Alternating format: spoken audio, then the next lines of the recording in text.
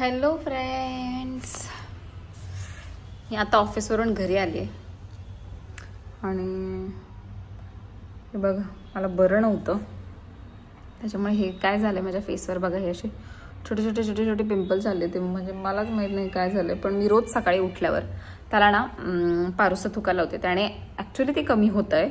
आणि the thing is की लिओसिट्रिझिन नावाची ॲलर्जीची गोळी आहे, सो ती मी घेतली आहे. मला असं वाटतं की मला हे त्याच्यामुळेच म्हणजे ॲलर्जीमुळे झालं असावं असं मला वाटतंय. बट आज नवरात्रीचा फर्स्ट डे आहे आणि मम्मीने घटस्थापना वगैरे केलेली आहे.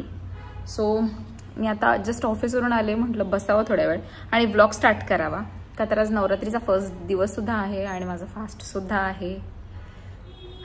सो बेसिकली आजचा तुम्हाला हा व्लॉग बघायला भेटणार आहे. सो व्लॉग शेवटपर्यंत नक्की पहा आणि माझ्या चॅनलला लाईक शेअर सबस्क्राईब करा आणि प्लीज प्लीज प्लीज व्हिडिओ बघा. हो, खूप लोक व्हिडिओज बघतात पण लाईक करत नाहीत, आणि लाईक केलं तर मला असं कधी कधी जाणवतं आजकाल ना व्ह्यूज कमी झालेत व्हिडिओला. प्लीज यार, please do something for me please.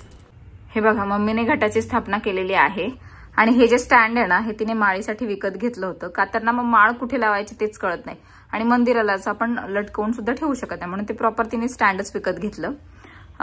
सगळे देव आज घासून ठेवतात आमच्याकडे आणि नंतर मग दसऱ्याच्या दिवशीच डिरेक्टली देवांची पूजा केली जाते. नवीन वस्त्र वगैरे त्यांना म्हणजे आणायचं देवासाठी आणि मग ते नवीन वस्त्र वगैरे देव घासायचे, मग ते ठेवायचं, अशी सगळी पूजा मांडली जाते.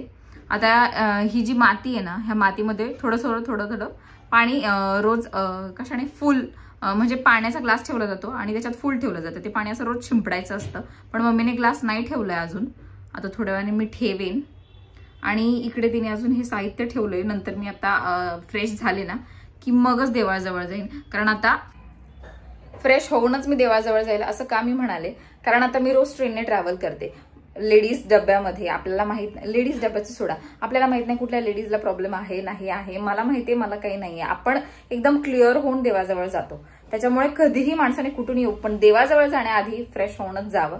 अंगावर पाणी घेतलं की माणूस असं पवित्र होता असं म्हटलं जातं, म्हणून मग आता फ्रेश व्हायचे. पण फ्रेश होण्याआधी मला ना जरा डॉक्टरकडे जायचं, कारण माझ्या फेसवर हे काहीतरी झालंय आणि हे जे झालंय ॲलर्जी आहे समथिंग, मला फूडची ॲलर्जी झाली असं मला वाटतंय, पण मला काही कळत नाहीये ते. त्याच्यामुळे मला आता डॉक्टरकडे जाण्याशिवाय पर्याय नाही. उगाच चेहऱ्याच्या बाबतीत मी रिस्क नाही घेत, ते डोक्याला टेन्शनच नको. त्या तरी मी लिओसिट्रिझिन नावाची गोळी सुद्धा घेतली होती, पण मला नाही वाटत त्याने काही इफेक्ट होईल आणि उगाच मी काहीतरी चुकीचं करायचे नॉलेज नसताना त्यापेक्षा म्हणजे सरळ डॉक्टरकडे जाणं कधीही चांगलं.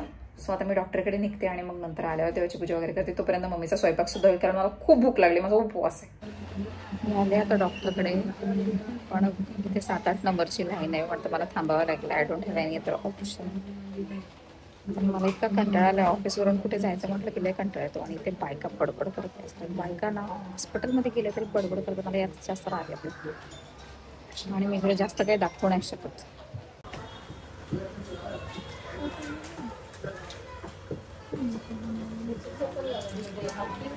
नंबर लावलाय मी, पण आता मला माहित नाही नंबर कधी येईल, कारण मी गेले अर्धा पाऊण तास झालं वाट बघते नंबर येण्याची, पण अजून तरी काही नंबर आलेला नाही आहे. मी बघते डॉक्टर काय मला गोळ्या औषध देतात, मग ते मला मी प्रिस्क्रिप्शन मध्ये दाखवेल सगळं काय दिले ते. हे बघा डॉक्टरांनी लुलीबोर नावाचं लोशन दिलेलं आहे आणि फ्लूकॅनेझॉल नावाची गोळी दिलेली आहे. ते मला बोलले इन्फेक्शनच आहे, गोळी स्ट्रिक्टली 2च दिवस घ्यायला सांगितली आणि लोशन जे आहे हे रोज रात्री झोपताना लावायचं आहे. मला बोलले की मला वाटलं ॲलर्जी आहे म्हणून मी लिओसिट्रिझिन नावाची गोळी घेतली. डॉक्टर मला बोलले की लिओसिट्रिझिन जर खाज वगैरे येत असेल म्हणजे इचिंग होत असेल तरच घे, नाहीतर घेऊ नकोस, म्हणून मला बोलले स्ट्रिक्टली ही गोळी 2 दिवसाच्या वर घ्यायची नाही आणि हे लोशन रोज रात्री झोपण्याआधी लावायला सांगितलंय. खूप सो यार देवा, चेहरा चांगला होऊ दे रे. बॉडीला कुठं काही झालं तर चालेल, पण चेहऱ्याला नाही झालं पाहिजे, खरं सांगते, नाही तर पूर्ण वाट लागते. म्हणून मी पहिले डॉक्टरकडे गेले, अजिबात मी वाट नाही. मी 1 रात्री वाट पाहिली, मला असं वाटलं की हील होईल म्हणून मी सकाळी उठून पारुसा थुका सुद्धा लावला, पण म्हटलं आता रिस्क घेण्यात अर्थ नाहीये. मला खूप भूक लागली तरी सुद्धा मी गेले, म्हटलं चेहऱ्याच्या बाबतीत रिस्क नकोय मला. म्हणून मी आता पटकन फक्त तोंडावर पाणी मारलं आणि ते पुसलं आणि जेवायला बसले, का आता मला खूप भूक लागली. पण मम्मीने मला आधी भात खायला सांगितलं, उपवासाला आधी भात खायचा असतो.